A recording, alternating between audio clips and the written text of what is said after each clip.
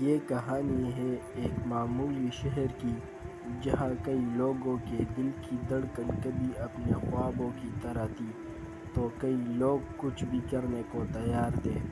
اس شہر میں ایک لڑکی تھی، زویرا نام کی، جو ہر روز اپنی کتابوں میں کھوئی رہتی تھی۔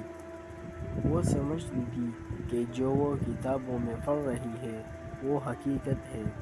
ایک دن اس نے اپنے دوست احمد کو پوچھا کہ کیا تم بھی یہی سمجھتے ہو کہ کتابیں ہی حقیقت ہوتی ہیں؟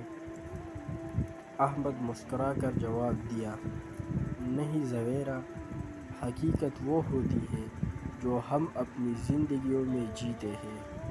کتابوں کی تعلیم ہمیں صرف راہ دکھاتی ہے، لیکن اسے عمل میں لانا ہماری مہارت ہوتی ہے۔